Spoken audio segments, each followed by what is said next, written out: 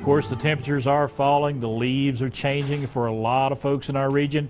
Thoughts are turning towards hunting and getting in those last few fishing trips before winter sets in for good. Matthew Cameron, Tennessee Wildlife Resources Agency, is here to fill us in on what is happening in the great outdoors this fall in East Tennessee. And Matthew, there is a lot going on. We've got a lot of hunting seasons coming up. Let's talk about some of those upcoming dates people are looking forward to.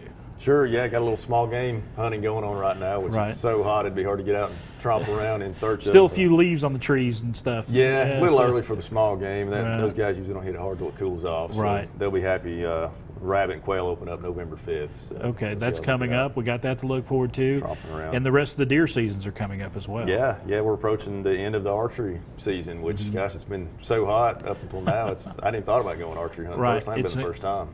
And the weather really affects everything a lot, as far as your schedule's set in stone, but it affects hunters as going out. I mean, this is warm for this time. It does. It really probably pushes the deer to be more nocturnal because it's so hot in the day. They're probably going to move more at night, and then the acorns are so plentiful right now. They're probably staying in the woods. So I'm predicting, not TWRA, Matt Cameron's predicting probably a lower deer harvest because the deer are probably staying in the woods more, eating on the acorns, not coming out in the open.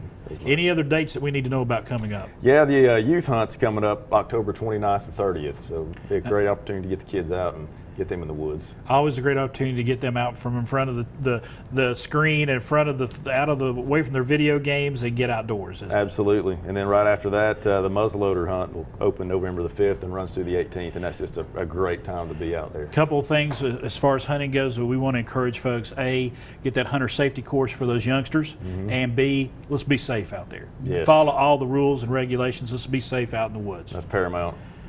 Let's talk about a couple opportunities that are coming up. I want to hit on this real quick. You and TWRA, not you, but TWRA and UT have gotten together. They're going to be doing a study about wild turkeys in Tennessee, and the wild turkey population, since I've been, since teenage years to now, has grown by leaps and bounds, and it's through the efforts of TWRA and UT that's happened, hasn't it? Yeah, the National Wild Turkey Federation, been a lot of hands in it. And, we started stocking those turkeys, trapping them in certain locations and moving them across the state, and that probably stopped at least 10 years ago. We haven't stocked a turkey, maybe longer than that. So they have done really well, but in southern middle Tennessee, citizens were concerned that the flock sizes were getting smaller, and the hunter harvest was actually dropping, and they were trying to figure out why, and they predicted maybe the use of agricultural chicken litter as a fertilizer on the farms out there was causing some kind of a disease transmission to the turkey population. So UT and TWRA got together, did a study, 3 years, and it was inconclusive. They really didn't find what they were looking for. So now they're doing a 6-year, a longer-term study, and they're not just looking at the fertilizer and the disease transmission. They're looking at nesting success and natural predation, hunter harvest, and looking at it as more of a whole to see if they can figure out why those numbers have dropped. We got about 15 seconds left. I want you to hit real quick on this big opportunity that the ladies in our audience have to learn about the ethics of deer hunting and other things going on there with this BOW seminar. Yeah, BOW is a muzzleloader hunt in Humphreys County coming up. Buffalo Ridge Refuge. It's $200, and women get the chance to hunt on 2,000 acres of prime deer habitat. So.